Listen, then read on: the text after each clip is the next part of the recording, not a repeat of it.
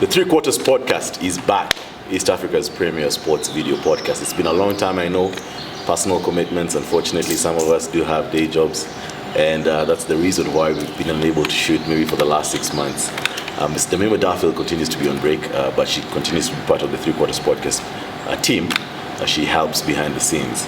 As always, you know the social media handles to follow. They're at the bottom of your screen. And let's interact and see exactly what's going to be happening in the year 2020 in the rugby circle.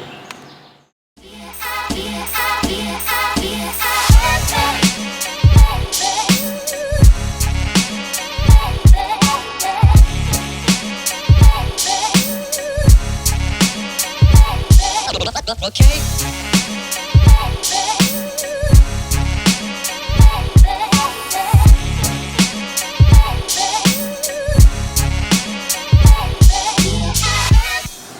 So what we've decided this coming year is that what we'll be doing is we'll be getting former players, former coaches, current coaches, former captains to join us on the 3QP to discuss the state of Kenya Rugby among other sports. So my guest today, former Queen's captain, Antony Mutai, popularly known as Diego. Former Kenya International. Former Kenya International. Karibu 3QP, my brother. Thanks. It's a pleasure to have you here. And it's only right that when you join us is when us guys have started a partnership with Pernod Ricard. Pernod Ricard, for those guys who don't know, are the distributors for Glenlivet, Jameson, Royal Salute, Valentine's, and of course what we're going to be consuming today, Chivas Regal. So, top whiskey. Like, have you ever kunywa this? The coconuts. So let me just do the honors for you first. Thank you. Cheers, bro. Cheers. Let's see what's up, man. Anyway, let's move into matters rugby. I'll read the results real quick. What happened in match day 12. And then I'll also read the table, and then we'll discuss about what has been the Kenya Cup season so far. So we had Cabras beat our team, Queens 34-3. The game was in Kamuya. Then we had Mwamba lose, which was shocking for me, by the way. Mwamba lost to Nakuru 13-18. Then we had Impala beat Oilers, a game that you actually went to watch, 39-29. Then you had Nondis lose to Homeboys 11-37. We had Blood beat Western Bulls 44-0. I must say it was a shocker for me. I expected a bit of competition. And of course, Kisumu losing to KCB 55-7. So the league, as we speak right now, the standings, we have Cabras number 1, KCB number 2, Homeboys number 3, Impala 4, Menengai Oilers 5, and Nakuru wrap up the playoff positions. 6, yeah. Then we have 7 Mwamba, 8 Nondis, 9 Kenya Harlequins, and then we have 10 Black Blood, and then relegation we have Western Bulls and Kisumu. Now, this season has been dominated by Cabras and KCB. Yes. We've actually seen even Cabras beat KCB for the first time ever. That has never happened. We've had some very impressive performances by the likes of Oilers. Homeboys actually at number 3. We're not seeing, say for KCB and Cabras, we're not seeing the perennial heavyweights being there. We're not seeing the Queenses, the Impalas, but we're seeing now new guys coming into the block. I mean, what's your take on what has happened in the Kenya Cup season thus far? It's a very basic season, according to me. Things are very basic. Teams are just showing up. Yes. Apart from the few weekends of brilliance, from teams such as Homeboys, I like how Oilers are playing. To be honest, just need to win games. But I think it's a very basic season. Like the game I watched yesterday. Oilers versus Impala. Teams can't even play up to 10 phases of rugby. There's always breaks. A knock on, a scrum after scrum. So the few games I've watched in the season, I actually feel clubs need to step up. And so we see good rugby. I'd like to see more double headers. So the rugby fraternity can come together. Just to bring some fire into the Kenya Cup, which shouldn't be business as usual. I'd like to see more activity, and more competition. Yeah. And I like what you're saying about double headers, Tony, because I know it's something we try to do at Queens. Yeah. Like you're saying, it brings rugby fraternity together. The reason they were big back in the day was, or not back in the day, I mean last year, was because of the recently the TV deal that we had with Mamba Sports. I think that's now off the table. It's no longer happening. But, okay, there's that argument for bringing all the games together, and then there's another argument that, look, most of these clubs use the ticket money. Yeah. They get revenue to run their day-to-day affairs. I mean, how do you think, I'm sure there's a balance that you can be able to strike. What do you think guys should be doing about it? No. To attract more guys, like you're saying. I think even clubs should take responsibility. Yeah. To be honest, like if you look at the attendance at games, it's very low. Yes. Very low. As even the gates money you're talking about, I don't think it's substantial to run a club. Yeah. So clubs should take responsibility to woo people into coming for these games. Yes. Yes. The fans want to watch. Yes. But I honestly think we need to make Kenya Cup great again. I agree with you, and two things I want to point out, just to your point. Number one, there is something that went out, what your balls did in the course of the week about social media reach for the clubs. And you're seeing clubs of 4,000, 5,000, 6,000 people following them. But it doesn't translate to the numbers. Yeah, games barely have 100 people. 100 guys, that's number one. Number two, and this one I say, whenever you have international matches, the Six Nations is just about to come. Yes. The Rugby World Cup just ended last year. Yeah. And all these sports were packing with rugby fans. Yes. Guys are going to watch these games. World Rugby is loaded right now. Yes. They made a lot of revenue from the World Cup. From the World Cup. They run them until the money they made the previous World Cup. Help the World Rugby run up to the next World Cup. Up to the next World Cup. Yeah. Now bring it back home to Kenya. Yeah. You have very many guys who are following the international game. Yes. That's a question I always ask. I don't know if you've ever had these discussions, but why is it hard to move these numbers into the Kenya Cup? Is it the quality of our game? Like you're saying, it's very basic this season. Is it that clubs were not focusing on making it attractive for guys to come to watch the game? What do you think? True. Clubs are not really focused on. Are not reinventing themselves. Yes. The game is changing. The market is changing. Mm-hmm. Clubs should reinvent themselves. Yeah. Go to Kakamega. Yes. Cabra's games are packed. Yes. They're packed. Yeah. Yeah. And people are given free sugar. You're right. Yeah. Just come watch the games. Free. Yeah. It's free. Yes. That's just done. And they've created such a good hype. Yes. Around their home team. Yes. Like even you talk to guys on the streets, they're passionate about Cabra's rugby. Yes. So the fans in Gong Road used to have the numbers back in the day. Even guys of South Sea were like, me, I want to play for a club in Gong Road. Yes. But clubs need to reinvent themselves. Yes. And realize things have changed. Yes. Yeah. Yes. Instead of doing things traditionally the way it used to happen. Like saying in our days. Yeah. It doesn't. We invent ourselves, we bring in the numbers. Even on social media. Yes. Yeah. Tony, you and I'm sure these are guys you actually played with before they went to Cabras. Yeah. Maybe like 3 years ago, we went to watch a Cabras game. And actually, it was Cabras versus Zimbabwe. Yeah. And after the game, we were hanging out with Edwin Achayo and Nick Baraza, and we were hanging out at night.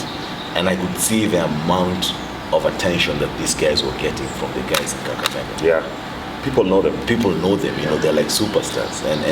And I remember Edwin Achayo giving me a story that it's so deep in those guys to the point that when they lose, they actually asked questions on the streets. Like, hey, what the hell are you guys doing today? Yeah. So I agree with you. We need to reinvent. We can even borrow from our brothers in Uganda. Yes. Yeah. Yes. Their league is very big. Yes. Yeah. Everyone knows what's happening. Mm-hmm. Yeah. Mm-hmm. We don't have to even tell people results. Today we have two guests. Everyone knows by the time Saturday evening. Everyone knows Queen's lost. Yes. Yes. And it's also sad. Even these days, even members ask. It's on Monday. Someone calls you and asks you, "Give me a trillion." Yeah. What happened? Like, did we win or? Yeah. I agree. Engage. People should be engaged, and I feel even clubs, the members, have the owners to. We shouldn't just look to the union. Yes. The union should be accountable for this as well. Yes, they should be. The Kenya Cup is a league. like, and especially talking about the Kenya Cup. A while back, I was being told by somebody who was there when they formed what's called the caucus, or the chairman of the Kenya Cup. Of the Kenya Cup. Yeah. And the main reason for formation of the caucus was to source for sponsorship for Kenya Cup. Yeah. Total Kenya Cup. Chivas Kenya Cup, I know, so that you bring in some money at least for the Kenya Cup, because it's a Premier League. Yeah. In England you have the Viva Premiership. You have what's it called? The ITM Cup. I forget what's the main sponsor. But you always have you always have a brand, the lead sponsor. Yes, the lead sponsor or something like that. So, like I was saying, it's something we also need to really think about in rugby. Yeah, we really need to. Like, for example, looking back, look how big Bamburi Yes. was. And in fact, I saw this week, I was seeing a photo for, what year was it? I'm saying maybe 2012. Yeah. And I saw you, and I said, Rhinos. Yes, Rhinos. those are good days. Those are good days. Those are good days. But it was very good tours with the boys, and we could interact with Nakuru guys, weekend brothers. Yes. Yeah. Yes. Yeah, but the league needs to have a lead sponsor. Yes, it needs to have a lead sponsor. We need to bring back Super Series, like they say. Oh, that was good. Super Series to the top 100 players in Kenya. Yes. Yes. If your name is not on that list, yes, you step up your game. And, yes. And the quality of rugby was really A1. I like the fact that you guys had insurance for the year. I mean, medical insurance. And I was telling somebody that remember those days Fladdies used to be in Feb? Yeah. Before they changed the Kenya Cup season. And I remember for about 6-7 months straight, I was on Gong Road. Yeah. I was either after Fladdies or something, or Super Series, then Kenya Cup, was on Gong Road. So, a lot of work needs to go back into making the game popular and just bringing back guys who left. Yes. There are many guys who left to come back into the game. And people should. Yeah, people should come back. It's a call to anyone who calls themselves part of a rugby fraternity. Yes. Let's just sit back and wait. Everyone plays their role. Yeah, everyone plays their role. That's true. So now that's the domestic game. Yeah. We move to the national level. Yeah. Now talking about the 7th and the 15th game. Yeah. Last year, I think the only positive from a national perspective was the return of the Safari Sevens. That was good. Attendance was good. The attendance was fantastic. Yeah. Let me give you a story, man. Somewhere I am with, and I know I'm going to get hit for this, but I'm somewhere. I'm chilling with the ABL guys. We're trying to negotiate something. And we start discussing about Safari Sevens, like the team that was involved in the management of Safari Sevens. And they tell us that they had asked the union for a budget for the Safari Sevens. The union gave them a budget of 100, my goodness. But then they decided to handle everything as the ABL. And it came to like 30 million shillings. That's how much it cost them. And they threw a fantastic tournament. Very nice. A very nice tournament. And something I know when we were organizing Christy Sevens, that's one of the things that we were telling sponsors. We don't need to deal with the money. This is the supplier, or you guys have the suppliers, you deal with them directly, pay them. We'll make money off vending rights and gate and gate charges. That's what we'll make our money off. And it was a very successful tournament. It was a Christie's. Christie's was, introduction. The tailgate, guys chilling there, Toma and Nyama, it was good. Then, so I'm saying the only positive thing was Sevens coming back. I think the tournament was fantastic, despite the fact that it rained. It was a bad weather. The bad weather. It was a fantastic tournament. People still showed up. People still showed up. The after party. The after parties were crazy. But and I think this is my opinion. When you see such a fantastic performance at the Safari Sevens, then it transitions into the HSBC circuit. Because we saw a very good outing in Cape Town. I like the fact that they're very new guys coming. I like that too. Onyala, Olindo, of course, had been in the system for a minute. Geoffrey Okwach from KCB. You like the fact that there's some new blood. There's new blood coming in. 15th game has taken a hit. We have declined from the days that you guys were there. I think has our ranking gone down? Our ranking has gone down. I think we are now 32nd. And you remember there's a time we had gotten to 22nd. To the 20s, to the 20s. So our ranking has gone down. What do you think needs to happen? Because Tony, I come from the school of thought that we need to focus on 15th. If indeed rugby is supposed to grow in any country. your focus needs to be on 15th. You were telling me about the documentary you watched on the Georgia rugby team. Yeah. I mean, if Kenya meets Georgia today, we are whooping them 7s. Yeah. But they focused on 15th. On 15th. And they're at the World Cup. Now they're always at the World Cup. I mean, what's your take about that? To be honest, apparently, statistics are showing that 7s is becoming very popular in the world. Yes. Okay. But there are countries who brand themselves as 7 nations. Yes. For example, Fiji. Yes. But their 15th team is doing really well. Yes. So, Fiji supplies rugby players all over the world. Yes. All over the world. Look at the France League. Yes. Yes.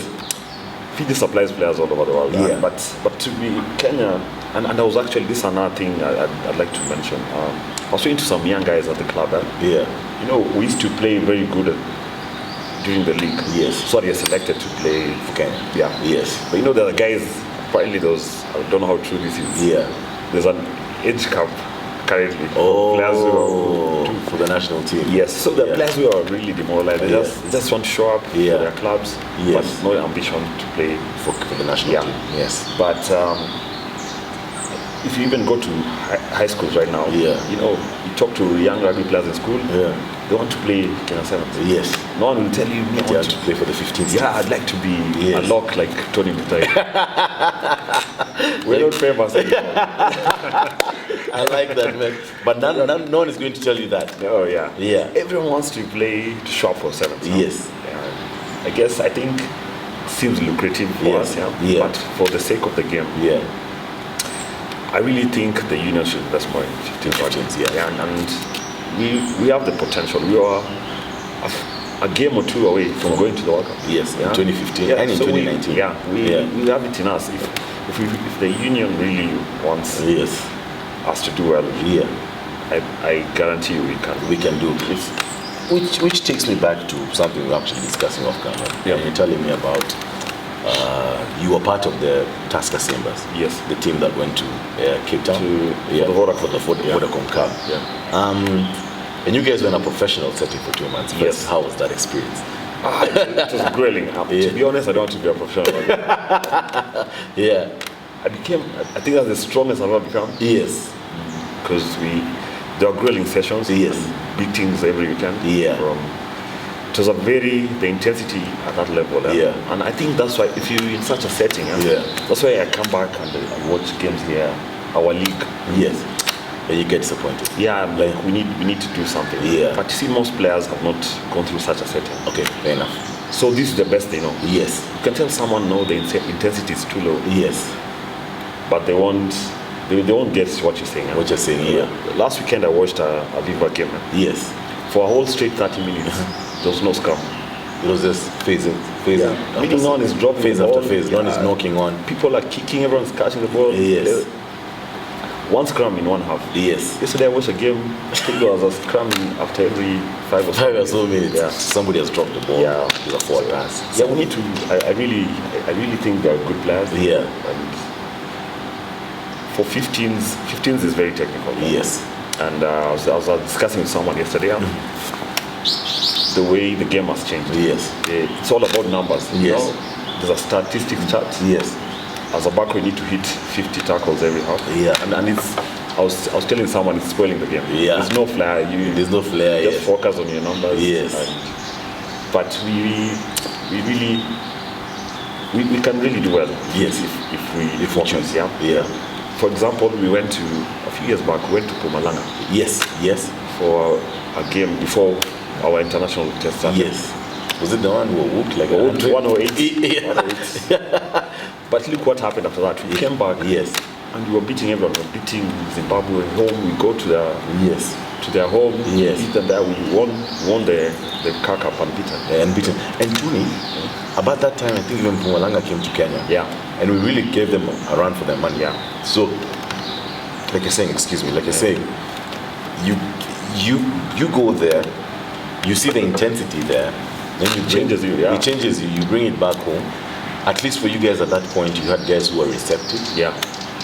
Because, like, granted, everyone wanted to be a part of the 7th team. That's when Mike Friday was in the zone. But you also had Jerome on the 15th side. And it made, I keep on remembering I always go back to the 2011 Car Cup. There was a game with Kenya versus Tunisia. Yeah. It was here, and we beat Tunisia.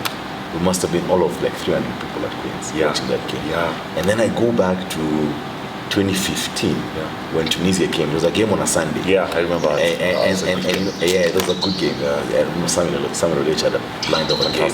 Yeah, and the numbers now were increasing. Yeah. And then you have the 2016, 2017, and 2018 days when if you didn't get there on time, like I had to be there at 2:30 to queue to get a nice seat, you know. So the game has definitely, I feel, we had gained subtraction against it. We've gone back. Now we've gone back. Look at us. We could play England counties. Yes. We had Elgon Warriors. Elgon Warriors and Uganda. Yes. Yeah. And we've gone back. We need more of these. Yes, we need more of that, and we need a bit more focus on 15s. I feel. Yeah. Of course, it comes with money. Yeah. But we just have to package the game in a way that is very attractive. Yeah. For everyone to be involved. Very true. Yeah. Speaking of Kenya 7, those boys are really doing well. Yes. I actually believe we are at the verge of winning another tournament. Yes. This season. Yeah. We've been a play or two shy away from getting into the semis. Into the semis, mistakes. And we lose games like that. Yes, we lose games. But again, it's the transition. Yes. And the boys are really catching up. Oh, they're really catching. It's all of a sudden it's fun again to watch a Kenya Sevens game. So I mean, to the Kenya Sevens boys, they'll be going to Hamilton in Sydney soon. We wish you all the best. And Kolo with the beard. Watch out for that beard. Kolo with the colored beard. He's colored his beard.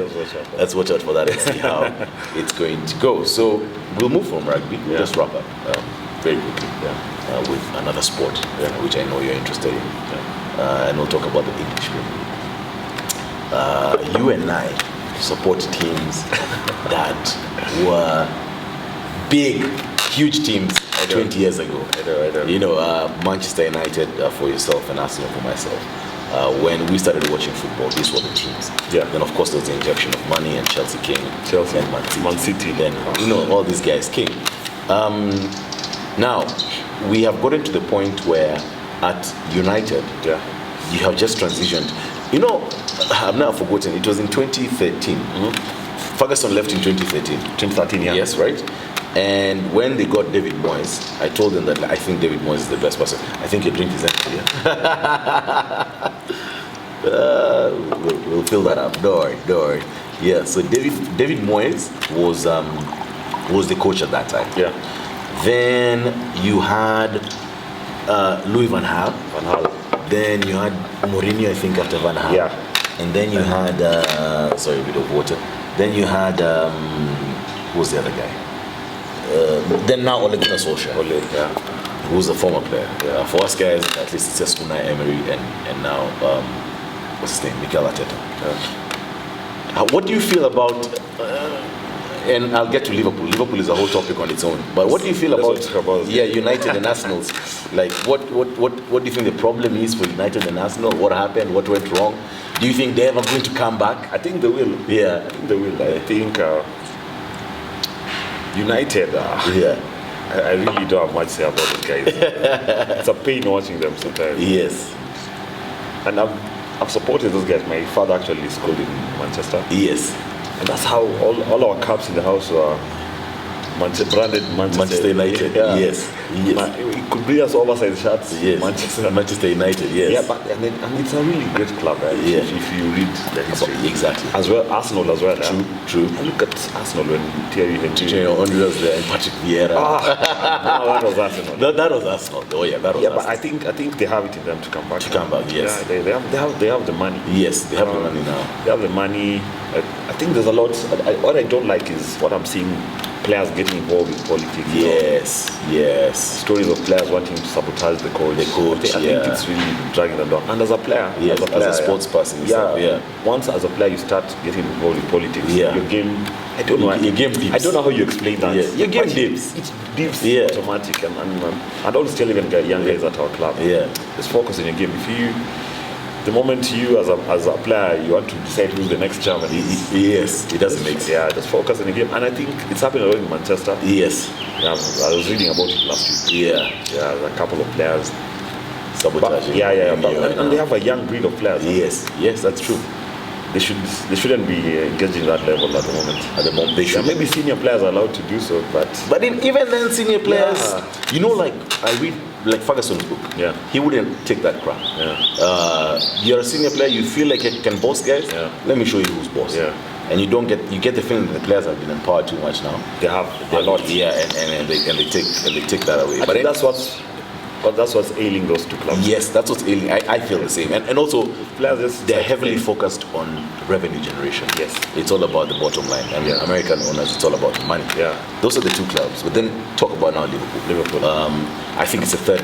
I always say the three clubs that have history in England are those three clubs. Yeah. Now we have Liverpool. They've been building up over the last few years. Jurgen Klopp comes in, builds a fantastic side. Do you think they're going to win the league? Definitely. Yeah, they're going to win. I think they are. Yeah. They've been building, as you said, for 3 years. I hope this is where Quiz is. Yes. Same here. Building now to become dominant. For Quiz to dominate. Yes. But Liverpool definitely is winning the league. Yes. You can take that to the bank. Oh yeah, I'm with you, man. I'm with you. Liverpool are going to win the league. But hey, actually today, at some point, Man United are going to be playing Liverpool. I'm hoping we can catch the game and talk about it. But anyway, that has been the first episode of the Three Quarters podcast in 2020. One more thing. Yes, sorry, I beg your pardon. Yes. One more thing. Yes. Conor McGregor is back. You heard it from Tony. Conor McGregor is back. Thank you very much to Pernod Ricard and Chivas Regal for our drink today. It's fantastic. We'll be enjoying it, of course, as the year progresses. 3QP, keep watching it. Tony, asante sana. I'm hoping that I'm going to be seeing you again. I really hope so. I'm hoping that I'm going to be seeing you again. You can consume this thing. Cheers, guys. Have a fantastic week and see you next week.